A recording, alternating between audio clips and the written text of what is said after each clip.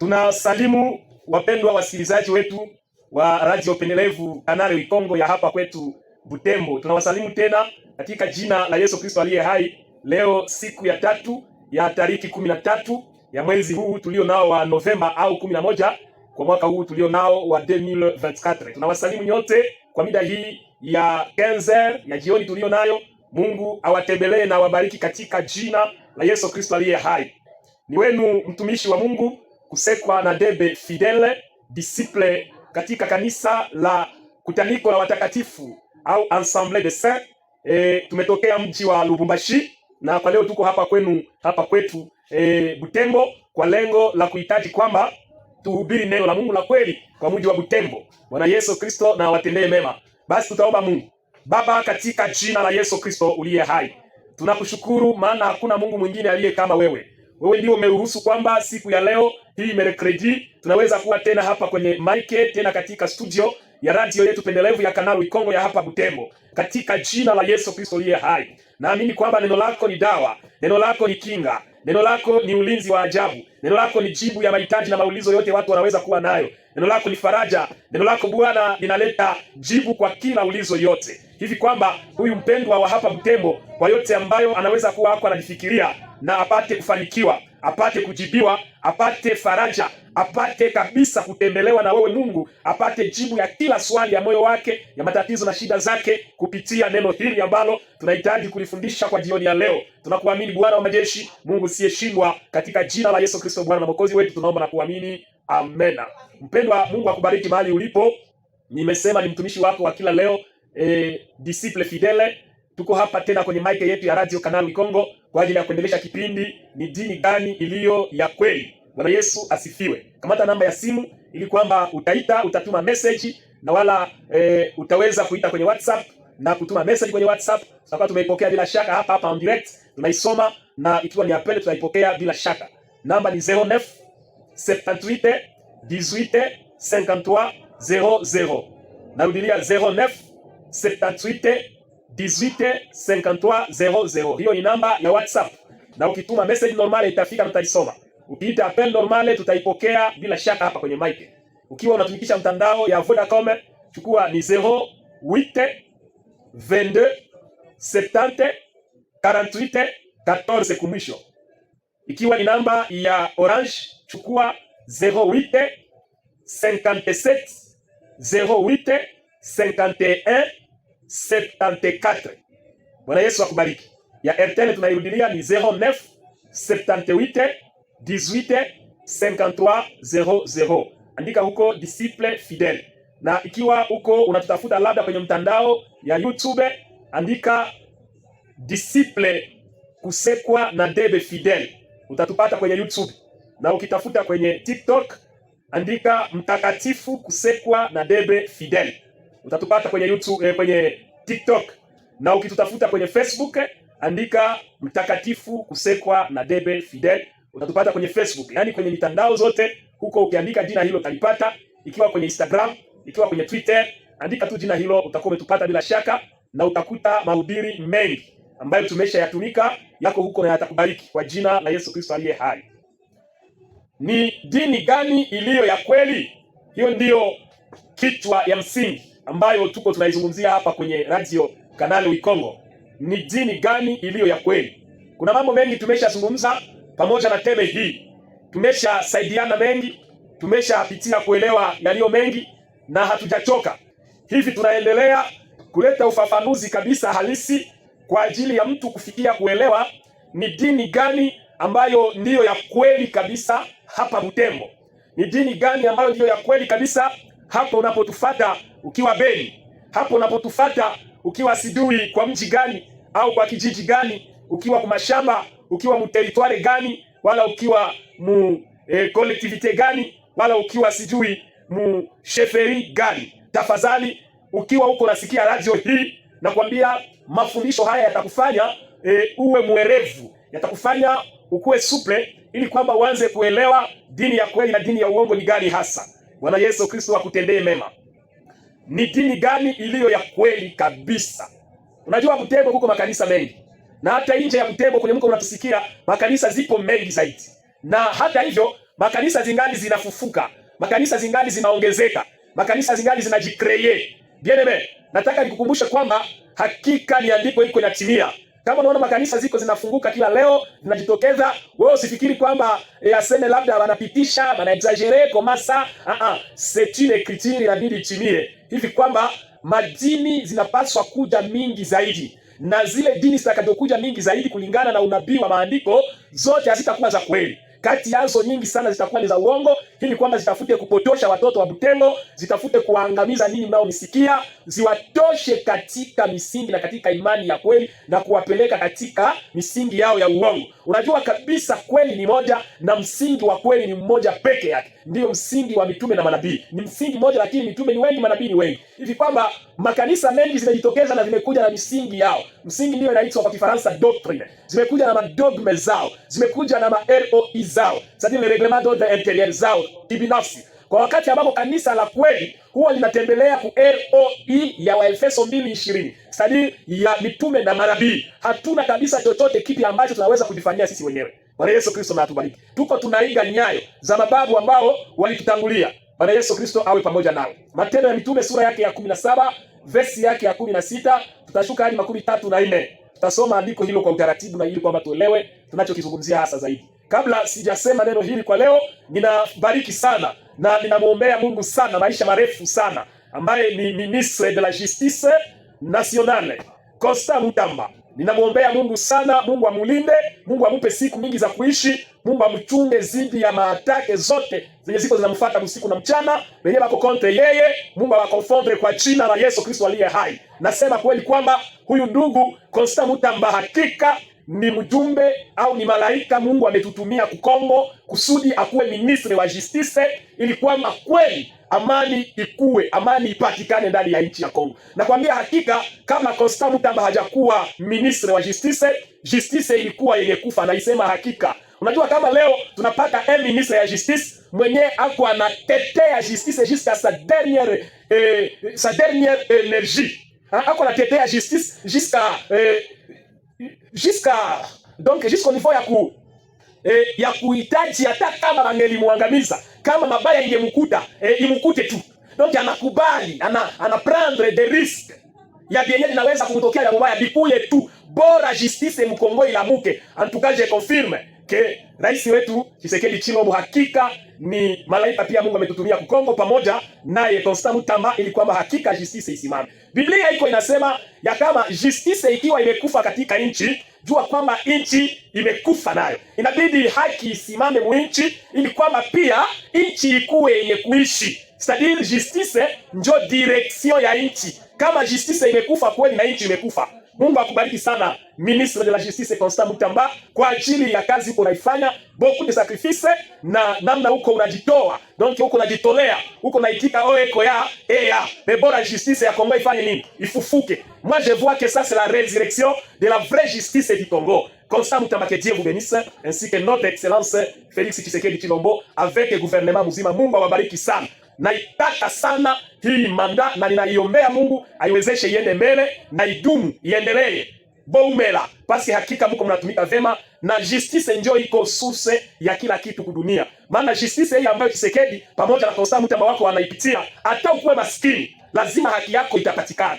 Hata kama uko je, hata kama ukusomaka au wiki, lazima haki yako itapatikana. Que le Seigneur de gloire, Mungu wa ensemble de saints awabariki. Mungu ambaye ninayemtumikia, Mungu wa disciple kusekwa na debe apate kuwabariki na kuwatendea makubwa dans le nom puissant de Jésus. Surtout que votre vie soit vraiment là pour toujours, afin que Bakongole waendelee kupata kimya au nom de Jésus Christ. Tuko mkitabu cha Matendo ya Mitume sura 17 tutaanzia kwa 16 yake. Tunasoma katika jina la Yesu Kristo aliye hai. Numero tulisema ni 09 78 18 53 00. Ya Vodacom 08 22 70 48 14. Na ya Orange 08 57 08 71 74. Amen. Tuko mkitabu ya Matendo ya Mitume 17, 16 hadi 34. Biblia inasema hivi, tunasoma katika jina la Yesu Kristo. Mtu mmoja anatuma SMS, anasema, "Kwa nini uko na msifu ministre de la justice Constant Mutamba kwa wakati ambako ako contre makanisa na analeta sheria yenyewe itafunga makanisa frère? Wewe ndio uko mconfusion pasteur. Nakwambia hakika hii sheria Constant Mutamba alileta juu ya makanisa ni sheria yenyewe inatoka kwa Mungu. Ni Mungu alimuinspire Constant Mutamba alete hii sheria. Parce que Mungu hatumikaki mu désordre. C'est un Dieu de l'ordre. 1 Corinthiens 14:33. C'est un Dieu de l'ordre. Sasa kama wewe ulikuwa unapenda nchi ibakie mu désordre parce que nous sommes un pays laïque, mtu wote alamuke kisi anataka anaanza Yesu azalia wa solo azalia wa Yesu azalia wa nabis. Anaanza kanisa. Hajulikani ametoka wapi, ako namna gani, alisomaka masomo gani, wala alijifunza hata Biblia siku gani, ako hata na etike ya namna gani ndani yake, ako na morale gani. Fait, ne pensez pas qu'être pasteur c'est une chose moindre. Non, un pasteur c'est un leader dans le pays. Un pasteur, c'est une autorité dans le pays. Haïko n'importe qui. C'est-à-dire, dans un pays qui se respecte, même les autorités ecclésiastiques, c'est-à-dire les pasteurs, les hommes de Dieu, les apôtres, les docteurs en parole, les évangélistes, ainsi que les prophètes, je vous informe que ce sont des autorités qui contribuent. Amen. Ce sont des autorités qui contribuent dans le gouvernement et dans la marche, dans la bonne marche, dans la bonne marche du pays. Parce que nous sommes les chefs du peuple. Les hommes de Dieu sont les chefs du peuple. Et à chaque fois que Dieu est en train de se tenir devant ce peuple, il faut savoir qu'en dehors que ces peuples sont des fidèles, sont les enfants de Dieu, sont chrétiens, en dehors de ça, ces peuples aussi sont congolais et congolaises. Ces peuples aussi appartiennent à l'État congolais. Ce peuple appartient au gouvernement congolais. Mais pourquoi tu veux s'accaparer de ce peuple et faire de tout ce que tu veux avec eux, leur dire, leur parler tout ce que tu veux, comme si tu es dans ton propre pays, dans votre propre planète, dans votre propre monde. Frère, Keba, que Dieu te bénisse, mon frère, Constant Mutamba. Je t'appelle frère. Ce n'est pas pour rien. Je t'appelle frère. C'est parce que je vois en toi vraiment, il y a ce qui est à moi. Que Dieu vous soit favorable. Matendo ya Mitume chapitre 17 verset 16. Biblia inasema Paulo alipokuwa akiwangojea huko Atene na kuona jinsi mji ule ulivyojaa sanamu, roho yake ilichukizwa sana ndani yake. Basi katika sinagogi akaojiana na Wayahudi na waliomcha Mungu. Katika nini? Ndani ya sinagogi. Sinagogi ndio kanisa, yani dini. Kwa usemi mwingine sinagogi inaitwa kibanda hori, yani le temple en français, c'est-à-dire jengo takatifu, jengo la Mungu. Bwana Yesu asifiwe. Hapa tunajifunza juu ya ni dini gani iliyo ya kweli. Ndio tena niko nafundisha watoto ya hapa Butembo, pamoja na province nzima ya Nord Kivu, pamoja na pays yangu yote ya RDC, République démocratique du Congo. Que Dieu bénisse ce pays abondamment. Amen. C'est-à-dire niko nahitaji kwamba wakongomani, s'il vous plaît, tutoke muujinga, tuelewe ni dini gani marahaba yenye njoo ya kweli. Tuache kudanganyiwa. Ça fait longtemps que batu wako il y a des faux prophètes dans ce pays. Il y a plusieurs prophètes bandits, plusieurs pasteurs terroristes. Frère, tu vois un homme de Dieu en croyant que c'est vraiment ce qu'il dit, c'est ce qu'il est, mais en réalité c'est lui qui est à la hauteur, il est à la tête de la destruction du pays.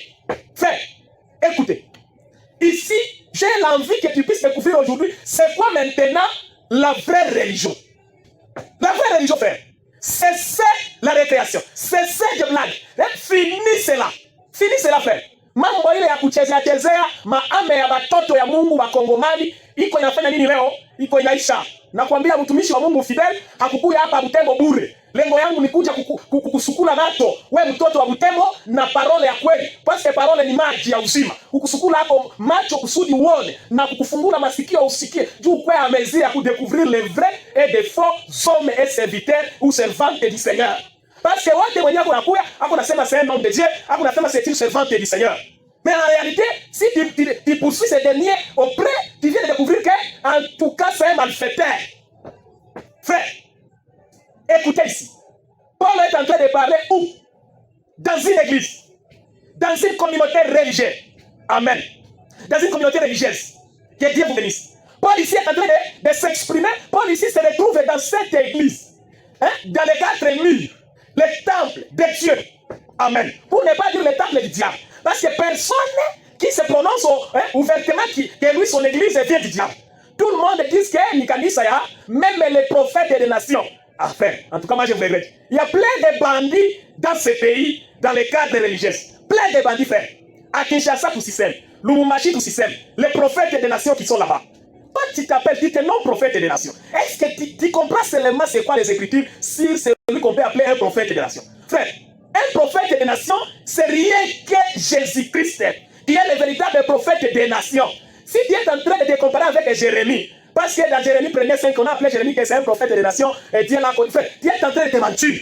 Écoutez, les choses que Dieu nous a écrites dans la Bible, cela doit nous servir, nous, d'exemple pour comprendre quoi, et non pour vivre tout ce qui est écrit dans la Bible. Il y a des choses qui sont écrites dans la Bible, ça nous sert d'exemple et non pour notre propre personnalité d'appliquer cela pour nous-mêmes, mais ça nous sert d'exemple de comprendre que, en réalité, le véritable ici, que Dieu avait pris comme exemplaire en Jérémie, ou bien en Salomon, ou bien en Moïse, n'est rien d'autre que la personne de Jésus-Christ. Parce que la Bible est en train de nous parler que tout ce qui a été dit dans la Bible, c'est l'ombre des choses à venir. Oh, la réalité de toutes ces choses, frère, ce n'est pas toi, prophète des nations. Ce n'est pas toi, prophétesse de la nation. Ce n'est pas toi qui t'a menti, qui t'a sorcelé. Mon frère, je te dis vrai que c'est Jésus-Christ. La réalité est en Jésus-Christ. La réalité de tout ce qui a été dit dans la Bible, de Genèse à Apocalypse, ça parle rien que de Jésus-Christ. Si tu vois Luc 24, 44 à 45, Jésus-Christ lui-même est en train de dire que tout ce qui a été dit dans les trois temps, le temps de la loi, c'est-à-dire le temps de Moïse, le temps de Samuel et le temps des prophètes, mon frère, Jérémie n'est pas un prophète. Hein? Jérémie 1,5 là, n'est pas un prophète. Tout ce qui a été dit dans ces temps-là, hein, frère, même dans le 4e temps des véritables Judas, le 4e fils de Jacob, le 4e temps, c'est ça le temps que nous sommes, le temps de la grâce, mais tous ces 4 temps, frère, tout ce qui a été dit depuis le début du monde, le commencement de toutes les choses, depuis le début des débuts, frère, je te dis vrai jusqu'à présent, tout ce qui a été dit, ça parlait rien que de Jésus-Christ. Mais il fallait dire amen quand même. Verset 17. Basi katika sinagogi akaojiana na Wayahudi na waliomcha Mungu. Waliomcha Mungu c'est-à-dire walokole, c'est-à-dire wanadini, watu ambao walikuwa wanamutii, walikuwa wanamuheshimu Mungu. Amen. Ndio waliomcha Mungu. Mais utasikia maneno mengine kule nyuma na utabarikiwa. C'est-à-dire wewe usishangae tu unaona mtu anatembea yake pole pole, alishavala veste na cravate, ako anatembea pole pole, mtu ashavala kanzu ya mweupe, njoo anatembea pole pole, sasa ndio kuna muongelesha, unasikia jambo yenu watoto. Amani ya Kristo Yesu iwe pamoja nanyi. Frère, je te informe que ne croyez pas que être seulement na ile mitindo ya ukarimu, mitindo ya utaratibu, mitindo ya utiifu, ya uchaji Mungu. Ne croyez pas que c'est ça seulement qui typifie l'élément que tu es saint ou sainte, ou tu es un vrai ou une vraie chrétien ou chrétienne, ou Dieu véritable te connaît. Parce que Dieu véritable c'est Jésus-Christ. Ou donc si tu es seulement un religieux, hein, tu es seulement un religieux, à chaque fois na makanzu mweupe makanzu kama ni rangi gani, à chaque fois na makofia moya hivi ya mamtama kukitwa, à chaque fois na maheshima ya ajabu sana, maheshima ya ajabu sana. Tunataka kusoma dua. Frère, ce n'est pas tout ça qui typifie automatiquement qu'en réalité, Dieu est dans ce que vous êtes en train de faire. Dieu que je parle ici, c'est Jésus-Christ. Parce que Dieu, en dehors de Jésus-Christ, il n'y a jamais eu, il n'y aura jamais eu, ça n'existera jamais un autre Dieu. Que Dieu bénisse Donald Trump. Que Dieu lui bénisse, le président de l'Amérique, des États-Unis. Parce que lorsqu'il a réussi aux élections, que Dieu lui bénisse, parce qu'il a compris que c'est grâce à Jésus-Christ qu'il est ressuscité encore, en devenant encore président des États-Unis d'Amérique. Que Dieu te bénisse beaucoup, mon frère, Donald Trump, et qu'il te soit favorable, qu'il te garde, et qu'il te soutienne sur ce mandat, et qu'il te fait un grand rocher. Un grand rocher. Amen. Mon frère, sikiliza kisi Biblia inaendelea kusema. Verset 18. Na baadhi ya Waepikureo na Wastoiko wenye ujuzi wakakutana naye nani Paulo.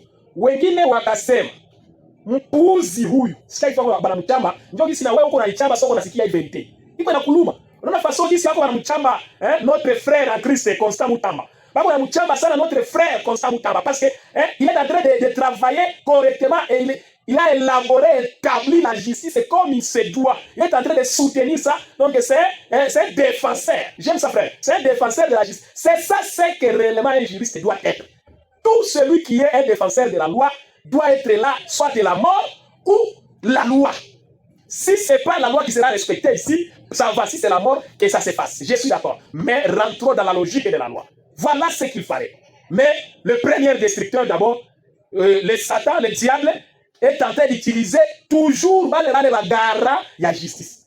Gloire au Seigneur parce qu'aujourd'hui, c'est fini la récréation dans notre aimable pays, Congo, la République démocratique du Congo, à travers notre président Tshisekedi et son ministre de la Justice et Constant Moutamba. Que Dieu vous bénisse. C'est-à-dire la vérité blesse. Même ici, quand je parle de la vérité comme ça, il y a des gens qui m'haïssent, il y a des gens qui me traitent de tous les mots, il y a des gens qui m'injurent, il y a des gens qui me parlent de tout ce qu'ils veulent. Mon frère, nous mourrons à cause de l'évangile de la vérité qui est dans Ephésiens 1:13. Nous mourrons à cause de ça. Tutaitika tukatwe vichwa, tutaitika twende kuma prison, twende donc tuchukiwe, tutaitika batutafute usiku na mchana juu ya kutuangamiza, mais je suis sûr que mon rédempteur est vivant. Il se lèvera, frère, et il va me justifier. Jésus-Christ de Nazareth, pas le dernier. Il s'est levé le dernier pour justifier Job, et non moi fidèle, non. Il va se lever pour moi maintenant, à l'instant là, pour me justifier. Et il peut encore venir au dernier temps. Et en dehors de Jésus-Christ, maintenant nous avions un autre justificateur de la version de la justice dans notre pays, c'est Constant Moutamba. Fini la récréation, frère. Fini la récréation. Les arrestations en litère là, fait fini la récréation avec ça. Qui que tu sois, tu arrêtes quelqu'un sans un motif, sans un motif valable, parce que je sais tu es qui, tu es quoi, tu es comme frère, ça va tourner mal à toi. Ah, j'aime bien vraiment cette organisation que Tshisekedi a fait avec Constant Moutamba. Que Dieu les bénisse. Amen. Alors écoutez, ils ont commencé à injurier l'homme de Dieu, l'homme de la vérité, Paul, en disant, huyu mpuuzi anataka kusema nini? Wengine walisema, anaonekana kuwa mtangaza habari za miungu migeni, kwa maana alikuwa akihubiri habari za Yesu na ufufuo. Ah, écoutez. Donc, bako wanamutukia na kumuita mpuuzi. Mpuuzi mkiswahili ni kitusi. Lorsqu'on appelle quelqu'un mpuuzi, c'est-à-dire en Swahili, on est en train de t'injurier. Ici, on a injurié l'apôtre de la vérité qui est Paul, ou anathème. Anathème, c'est comme ici à Butembo. Et Paul, ici à Butembo, c'est comme moi, fidèle, disciple de l'Assemblée des Saints. Moi aussi, je serai et je suis aussi injurié. Ici, vous m'appelez aussi mpuuzi. Pourquoi? Parce que je suis en train de dire la vérité. Et écoutez ici, on lui dit que ni mpuuzi. Pourquoi? Parce qu'il est en train de prêcher Jésus. Donc, il voulait que Paul prêche encore, en dehors de Jésus. Il est en train de prêcher Jésus et il est en train de prêcher la résurrection. Et il ne croyait pas la résurrection. Et il croyait qu'après la mort, c'est la fin du monde. Comme il y a d'autres fausses religions aujourd'hui qui sont en train de prêcher cela, cette fausse doctrine, qu'il n'y aura jamais, il n'y aura jamais la résurrection. Et d'autres sont en train de prêcher que l'enlèvement de l'église a déjà eu lieu. Frère, qui vous a sorti? Qui vous a sorti, frère? De quelle Bible que vous lisez? Vous venez de quel monde? De quelle planète que vous venez, s'il vous plaît? Moi, je ne vous comprends pas. Et puis, je sens beaucoup de douleur parce que vous êtes mes frères congolais, mes sœurs congolaises. Voilà pourquoi je me suis porté garant. J'ai accepté tout ce qui peut nous arriver parce qu'au Congo, si tu dis la vérité, tu as des problèmes. Mais heureusement, aujourd'hui, la justice, c'est véritable. Et maintenant, la table au Congo, s'il vous plaît. Parce que là, c'est la vérité maintenant qui règne. Tu viens avec mambo yako ya kuoneaonea mtu, ya kutaka kufinyanga watu wengine, tu wewe ndio uko na makuta, wewe ndio uko nani huko. J'appelle Constant Moutamba. Verset 19. Wakamshika, c'est-à-dire, ils ont arrêté Paul. Quelqu'un qui prêche bien, il prêche la vérité, il prêche la parole véritable et pure du Seigneur Jésus-Christ. Mais on l'a arrêté. Voilà.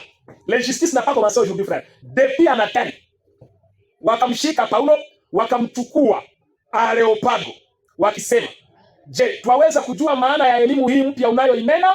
Areopago, c'est-à-dire, c'était devant leur justice. Ilikuwa ni ça dit siku justice yetu ya Congo, parce que je suis aussi un cadre judiciaire dans notre pays Congo, même en dehors, donc dans tout le monde entier, nous avions ce pouvoir d'exercer comme un défenseur des droits humains. Que le Seigneur de gloire vous bénisse. Je suis un inspecteur des droits de l'homme, officiellement. Amen. C'est-à-dire quoi?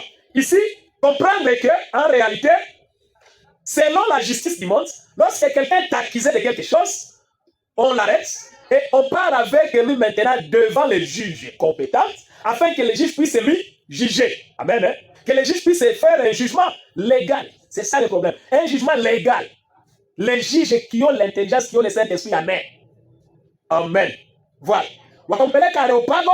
Areopago ndio ilikuwa mbele ya majuge. C'est-à-dire, on peut prendre l'exemple comme au parquet de grande instance, comme au tripet, comme coucou d'appel.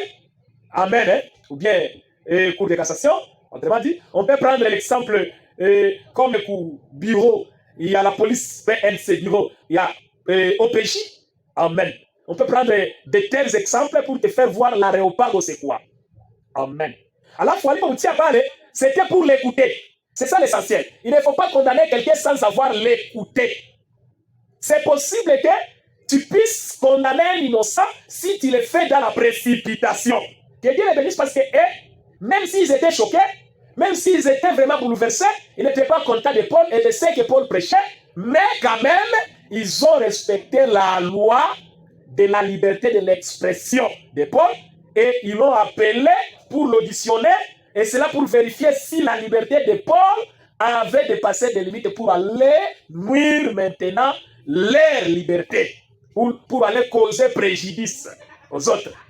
C'est pourquoi c'était très important d'écouter ces derniers. Amen.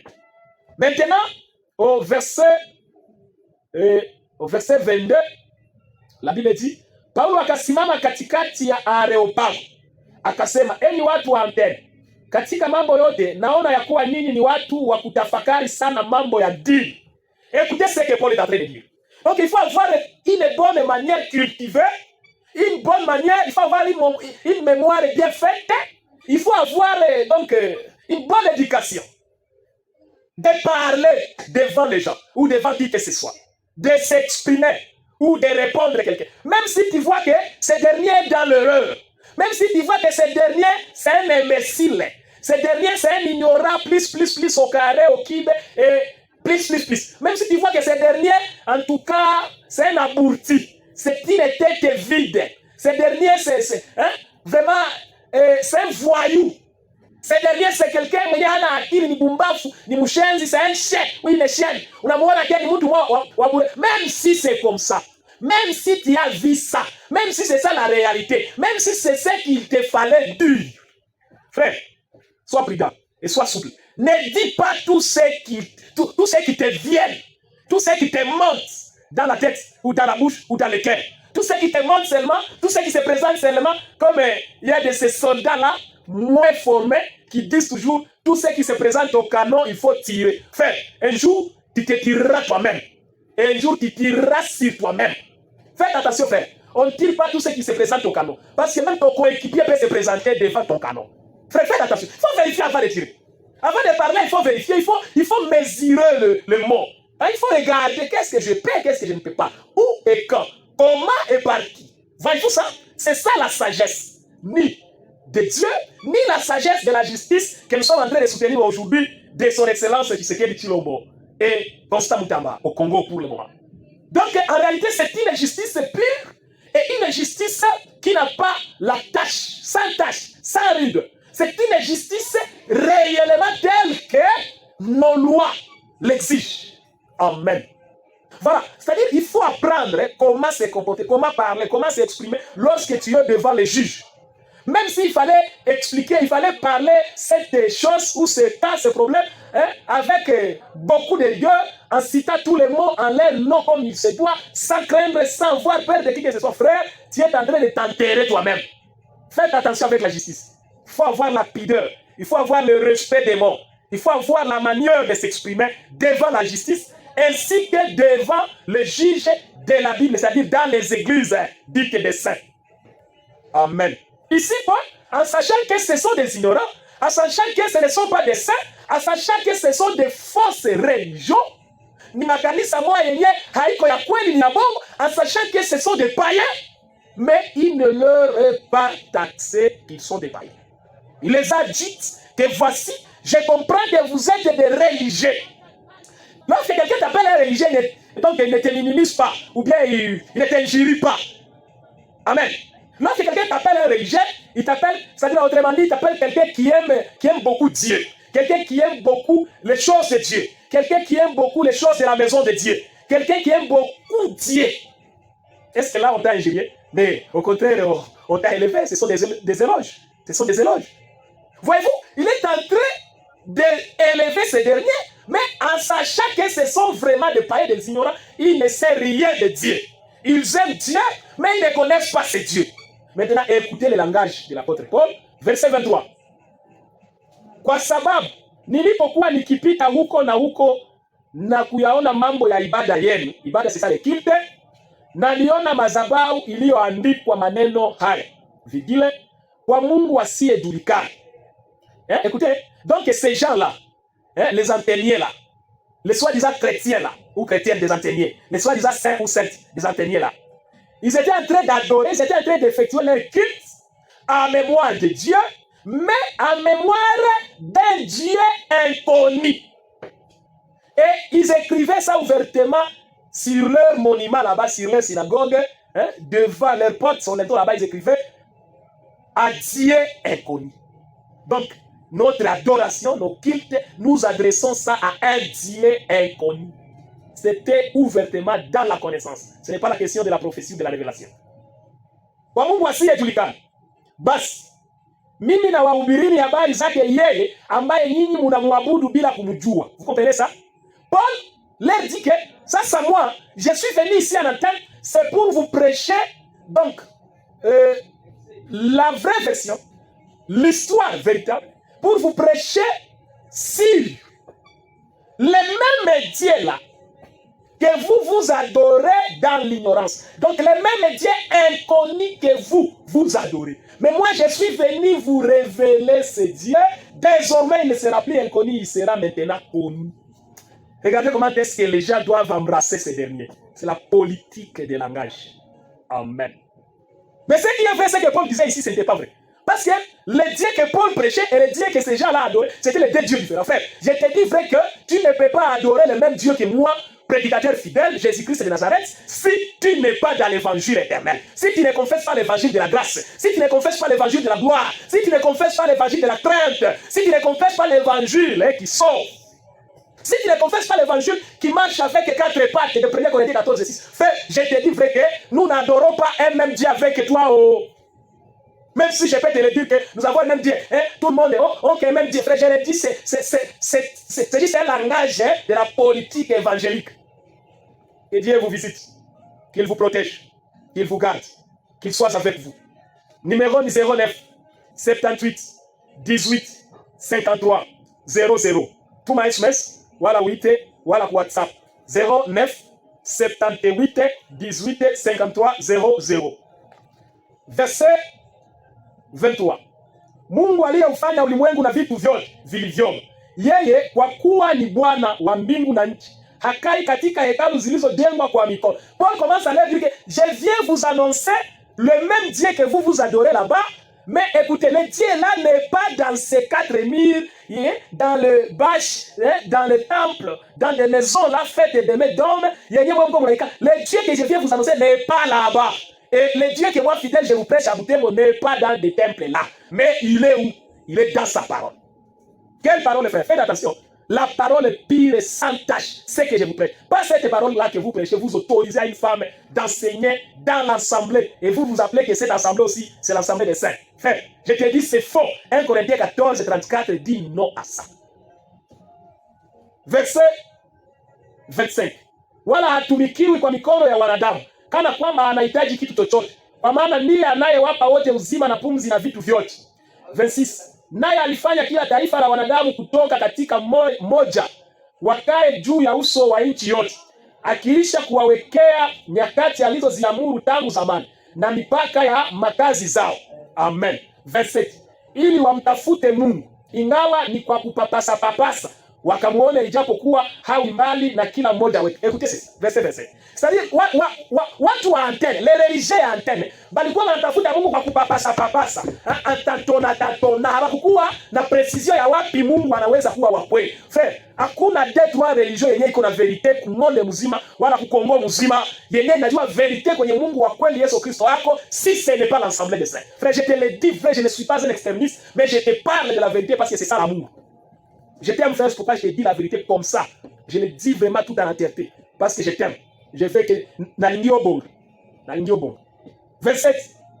Kwa maana ndani yake yeye tunaishi, tunakwenda na kuwa na uhai wetu, kama vile mmoja wenu mtunga mashairi alivyosema, maana sisi sote tu wazao wake. 29. Basi kwa kuwa sisi tu wazao wa Mungu, haitupasi kuzani ya kuwa uungu ni mfano wa dhahabu au mfano wa fedha au mfano wa jiwe. Il ne faut pas kukamata la divinité uko nailinganisha na sanamu. Frère. Ici, je te dis vrai au nom de l'amour de Dieu, en tant que Congolais, mon frère congolaise, une fois que tu as une autre qui frère, qui sanamu, frère, je te dis vrai que au second cas, tu as que fait la kimia. Amen. Ça c'est quoi? Qu'est-ce que ça ne va pas? Mtu mwingine anafanya ndio photo ya prophète wake des nations. Oh, nani alikuloga frère? Nani alikuloga? Mungu akuye na lisuni pona biso wa Congolais. Verset 31. Kwa maana ameweka siku atakayo wahukumu walimwengu kwa haki kwa mtu yule aliyemchagua, naye amewapa watu wote udhabiti wa mambo haya kwa kumfufua katika wafu. 32. Basi waliposikia habari za ufufuo wa wafu, wengine walifanya zihaki. Vous m'entendez ça? C'est-à-dire wengine wakafanya discussion. Les autres ont refusé la vérité. Moi aussi je sais que c'est pas tout le monde qui sont en train de dire amen. Kwa hii parole ya kweli iko na hapa Butembo. Wengine wako wanasema ona ule mpuuzi ule. Ona ule mumbafu ule. Ona ule mkosakazi ule. Ona ule wako nafanya jana umoja aliniita hapa kunani kupojumu ya radio kanali Ikongo ase uko nafanya makelele pale, tosha makelele hapo pale. Quelqu'un m'a injurié ça hier. Haina problème. C'est pas grave. Haiko bidi wa kwanza kuwa injurié juu ya evangelie ya kweli. Nous sommes d'accord, nous sommes capables, nous sommes prêts à être injuriés, même à être assassinés. À être assassinés, frère. Nous sommes prêts à être assassinés à cause de la vérité. C'est parce que je suis en train de prier, je te donne une requête de prier beaucoup à notre président Tshisekedi et notre ministre de la Justice, Constant Mutamba. Ne pensez pas qu'ils seront vraiment libres. Non, ils seront trop combattus et trop visés, trop cherchés. Mais que Dieu les protège, parce que Dieu est plus grand que ceux qui le cherchent en mal, ceux qui les haïssent. Que Dieu les protège, le président Tshisekedi Tshilombo et le ministre de la Justice, Constant Mutamba. Que Dieu les protège beaucoup. Parce qu'ils nous sont très utiles au Congo. Au nom puissant de Jésus-Christ. Verset 33. Basi hivi Paulo akaondoka akawaacha. Verset 34. Baadhi ya watu wakashikamana naye. Donc, il y avait une partie yenye ilifata Paul. Bakaitika vérité bakaenda. C'est comme si wewe naye. Ukiangalia Matendo ya Mitume sura ya 6 mstari wa 7. De la même manière que je vous prêche. Ndio vile batumishi mitume walikuwa wanahubiri na kukatokea makohani wale wenyewe walikuwa madini za uongo. Bakaitika pia kutubu. Hapana kusikia haya. Viens et répands-toi, viens et reçois maintenant le baptême. Parce que ce n'est pas un baptême. Au nom du Père, Fils et Saint-Esprit. Je te dis vrai que ce n'est pas un vrai baptême ça. C'est un faux baptême. Viens récupérer un baptême et viens t'accompagner au coffre. C'est le baptême du nom de Jésus-Christ. Et puis ce n'est pas que parce que c'est le baptême du nom de Jésus-Christ, tu peux aussi baptiser au nom de Jésus-Christ, c'est pas grave. Il faut d'abord être baptisé par la vraie parole. La parole de la vérité, la parole du salut, la parole de l'évangile de la gloire. Pas n'importe quelle parole. Amen. Basi ya watu wakashikamana naye, wakaamini katika hao alikuwamo Dionisio Mwareopago na mwanamke mmoja jina lake Damari na watu wengine pamoja na hao. Bwana Yesu apewe sifa. C'est-à-dire hii mambo tuko tunahubiri leo hapa Butembo haikuanza na sisi. Ilianza tangu wakati Biblia ilikuwa inaandikwa. Tangu wakati wa mitume na manabii. Makanisa za bongo zilikuwaka. Njoo pale mkatokeaka mtu mmoja akakuwa analeta verite, njoo Paulo. Njoo mie fidèle kwa leo hapa wapi? Hapa Butembo. Jean chapitre 4 verset 22. Yesu wako anasema que anamwambia la femme samaritaine que vous adorez un Dieu que vous ne connaissez pas. Mais nous adorons un Dieu que nous connaissons. Donc mettez dans la tête que ce n'est pas toutes les religions qui adorent un Dieu qu'ils connaissent. Plusieurs religions adorent un Dieu inconnu. Et lorsque tu adores un Dieu inconnu, en réalité, toi aussi tu pars dans un chemin inconnu et vous allez finir vous tous dans un chemin inconnu qui s'appelle l'Ifelo. Jean chapitre 14 verset 21 à 23. Tusome andiko hili. Jean chapitre 14 verset 21 à 23. Yeye aliye na amri zangu na kuzishika, yeye ndiye anipendaye. Naye anipendaye atapendwa na Baba yangu, nami nitampenda na kujidhihirisha kwake. Naye anipendaye atapendwa na Baba yangu, nami nitampenda na nitajidhihirisha kwake. Sasa kujidhihirisha ni kujifunua. Mungu anajifunua kwako. Hapana Mungu inconnu. Sasa Mungu anajifunua, sasa Mungu anajijulisha. Il n'est plus inconnu, il devient connu. Il faut adorer un Dieu que tu connais. Nous, dans l'Assemblée, c'est nous adorer un Dieu que nous connaissons. Vous, le problème est que vous adorez un Dieu inconnu. Voilà le problème. Voilà là où il y a le ciel et là où il y a l'enfer. L'enfer est à ceux qui adorent un Dieu inconnu, un Dieu qu'ils ne connaissent pas. Mais nous adorons un Dieu que nous connaissons et c'est ça notre garantie du ciel. Frère, quitte ce camp-là de bandits, de malfaiteurs, de terroristes spirituels qui sont en train de te prêcher de fausseté. Ils sont en train de te perdre, frère. Viens dans les assemblées de saints. Les assemblées de saints que je parle ici, c'est là où on enseigne l'évangile de gloire, l'évangile éternel, l'évangile de la grâce, l'évangile de notre salut. Dans chaque communauté, dans chaque religion, dans chaque église, où on enseigne l'évangile de la vérité, l'évangile de Jésus-Christ, où on respecte les pas, on respecte les pas des apôtres et des prophètes. Dans chaque telle église, frère, va adorer là-bas. Il y a un vrai Dieu. Que Dieu vous bénisse. Verset 22. Juda si Iskariote akamwambia Bwana, imekuwaje ya kwamba wataka kujidhihirisha kwetu? Imekuwaje unataka kujifunua kwetu? Juda, mais pas Juda Iskariote. Imekuwaje kwamba unataka kujidhihirisha, kujifungua kwetu, wala si kwa watu wengine, si kwa dunia mzima? C'était une question frère. Jean chapitre 14 verset 22. Donc Mungu hakujifunguaka kwa watu wote. Faites attention. Haiko kila kanisa inajua Mungu wa kweli. Haiko kila eglise inajua Mungu. Unaona blague hii mko mnafanya mama eglise reve, mama eglise SSC, mama eglise kama mama eglise gani kule kusimo Kimbangu kule ku William Arioba namu kule ku hapa na vala blague kama ni vitu gani? Oh, sijui kapanda nikashuka. Frère, unaona blague ile yote inafanyika pale. Je vous dis vrai en réalité que ce n'est pas là-bas où Dieu véritable s'est révélé. Dieu s'est révélé rien que dans les assemblées dites de saints. C'est là où tu trouveras la vérité, frère. C'est là où tu trouveras le véritable Dieu. Écoutez la réponse. Verset 23. Yesu akajibu akamwambia, mtu akinipenda atalishika neno langu, na baadhi yangu atampenda, nasi tutakuja kwake na kufanya makao kwake. Bwana Yesu asifiwe. Sasa tulikuwa tunahitaji kuonesha kama hakika toka kanisa hilo uko naingia mwili ya bongo kuya kanisa yetu, kanisa ya Assemblée des Saints. Hapa niko nasema Assemblée des Saints parole. Je ne dis pas l'Assemblée des Saints de dénomination. Je parle de l'Assemblée des Saints parole parce qu'il y a d'autres angles où on écrit dénomination, Assemblée des Saints, Église des Saints. Mais en réalité, si tu entres dedans, tu ne trouves pas les saints dans cet hangar. Hautakuta les apôtres et les prophètes assis là-bas. Hautakuta parole na ikala. Kimbia mwa ile kanisa. Même s'ils écrivent là-bas, Assemblée des Saints, vitu gani kapanda nikashuka toka. Ni bongo yabo. Bali kamata tu jina, mais parce que la sainteté frère vient de la parole. Tel que je vous prêche cette parole pire comme ça. Zambi zenu zote mlikuwa mlitenda, à partir de maintenant ziko zinatoka kwa jina la Yesu.